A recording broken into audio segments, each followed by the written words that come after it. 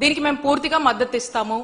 ప్రభుత్వంగా చంద్రబాబు నాయుడు గారి ప్రభుత్వం చేయాల్సినటువంటి బాధ్యత నుంచి పక్కకు తప్పుకొని ఈ రోజు ప్రజల్ని మోసం చేస్తామంటే మేమెందుకు కోరుకుంటాము. ప్రతి పేదవాడు మధ్యతరగతి వాడు వారి యొక్క ఆవేదనని సంతకం రూపంలో మరి చేసి దీనికి ఎంత దూరమైనా పోరాడతాము, వైఎస్ఆర్ కాంగ్రెస్ పార్టీకి మద్దతుగా ఉంటామని చెప్పి, అలాగే ఎవరు కూడా దీన్ని వ్యతిరేకిస్తూ ఏ కార్యక్రమం తలపెట్టినా కూడా ప్రజలు పెద్ద ఎత్తున కూడా మద్దతు ఇస్తున్నటువంటి పరిస్థితి మనం చూస్తా ఉన్నాము.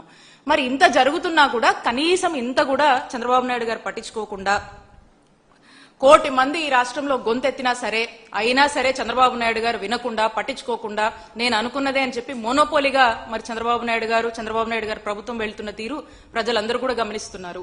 ఈ రోజు కూడా మనం చూసాము, మరి ఎవరో పొద్దున లోకేష్ గారిని కూడా కొంతమంది విద్యార్థి సంఘాల కలవడం జరిగింది. కలిసి మరి మెడికల్ కాలేజ్ ప్రైవేటైజేషన్ ని మీరు ఆపేస్తే బాగుంటుందండి, ఇది గవర్నమెంట్ రంగంలోనే నడుస్తే బాగుంటుంది అని చెప్తే కనీసము ఏ మాత్రం కూడా పట్టించుకోకుండా సేమ్ తండ్రి బాటలోనే లోకేష్ గారు కూడా